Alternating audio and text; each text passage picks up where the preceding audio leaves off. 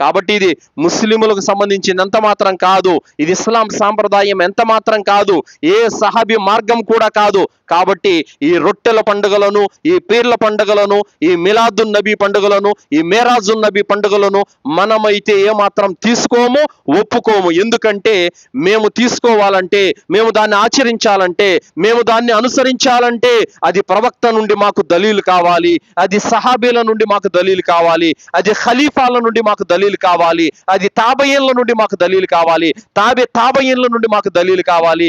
కనీసం నేడు సలఫ్ పండితులైనా సరే దాని గురించి తీర్పిచ్చి ఉండాలి. ఇది ఇస్లాంలో ఉంది, దీన్ని చేసుకోవచ్చు అని కనీసం ఒక్క ఆధారమైనా సరే ఉండాలి.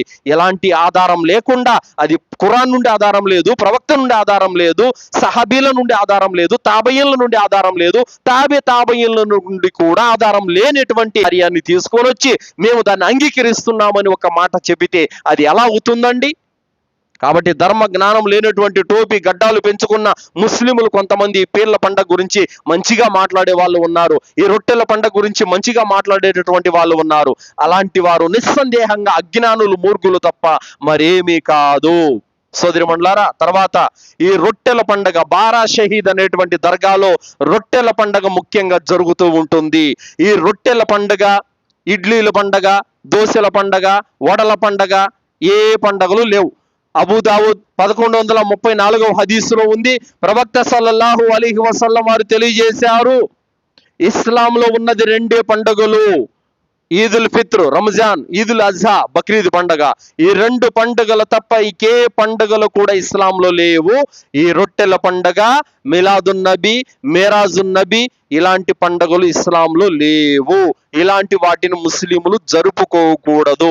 ఎవరైనా జరుపుకున్నట్లయితే వారు ఇతర మత సాంప్రదాయాలను అనుసరించిన వాళ్ళు అవుతారే తప్ప ప్రవక్తను అనుసరించిన వాళ్ళు ఎంత మాత్రం కూడా కాదు. సోదరిమణులారా, ఒక ఆమె అంటుంది, మేము పోయిన సంవత్సరం మా అబ్బాయికి ఉద్యోగం రొట్టె పట్టుకున్నామండి, మా అబ్బాయికి గవర్నమెంట్ ఉద్యోగం వచ్చింది, అందుకే మేము ఆ రొట్టెను వేరే వాళ్ళకి ఇవ్వడానికి వచ్చాము ఈ సంవత్సరం అని ఒక ఆమె చెబుతోంది. వాస్తవానికి ప్రతి సంవత్సరం 15 లక్షలకు పైగా అక్కడికి జనాలు మొక్కుబడులతో వస్తూ ఉంటారు.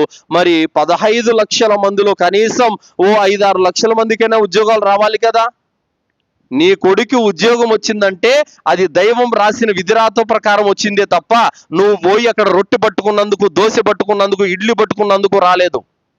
కాబట్టి ఈ విషయాన్ని మనం అర్థం చేసుకోవాల్సినటువంటి అవసరము ఎంతైనా ఉంది.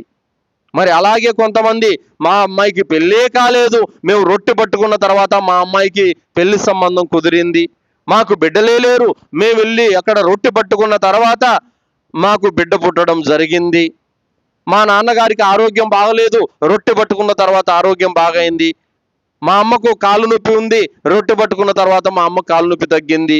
ఇలాంటి మూఢనమ్మకాలతో కూడిన మాటలన్నీ చెబుతున్నారు. ఏమండి, ఈ రొట్టెలకు, ఈ దోశలకు, ఈ ఇడ్లీలకు వీటికి గనక జబ్బులు, రోగాలు తగ్గేట్టుగా ఉంటే ఇంక హాస్పిటల్ ఎందుకు, డాక్టర్లు ఎందుకు, అందరూ దర్గాకి వెళ్తే పోలా? కాబట్టి ఇలాంటి వాటిని నమ్మకూడదు. ఇవన్నీ మూఢనమ్మకాలు. వాస్తవానికి చెప్పాలంటే ఈ రొట్టెలు పట్టుకున్నందుకు, రొట్టెలు మార్చుకున్నందుకు, మీరు మొక్కుబడులు చేసుకున్నందుకు ఇవన్నీ నెరవేరలేదు. మీ తల్లి గర్భంలో 120 రోజుల సమయంలో మిమ్మల్ని సృష్టించినటువంటి సృష్టికర్త అయిన అల్లాహ్ మీ విధిరాతను రాశాడు. ఆ విధిరాత ప్రకారమే మీ ప్రతి మంచి, మీ ప్రతి చెడు, మీకు జరిగేటటువంటి లాభ నష్టాలన్నీ కూడా విధిరాతతో ముడిపడి ఉన్నాయి. సృష్టికర్త అయినటువంటి అల్లాహ్కు తెలుసు, పెళ్ళైన 2 ఏళ్ల తర్వాత మీకు బిడ్డలు ఇవ్వాలా, 5 ఏళ్ల తర్వాత బిడ్డలు ఇవ్వాలా, 10 సంవత్సరాల తర్వాత బిడ్డలు ఇవ్వాలనేది ఆయన విధిరాతలో రాశాడు. ఆ విధిరాత టైం దిగొచ్చేంత వరకు మీరు ఎక్కడ తిరిగినా, ఏ రొట్టెలు పట్టుకున్నా, ఏం చేసుకున్నా బిడ్డలు పుట్టరు. ఆయన రాసిన రాత దిగి రావాలి, బిడ్డలు పుట్టాలి. ఈ ఈమాన్ కలిగి ఉండాలి ఒక ముస్లిం.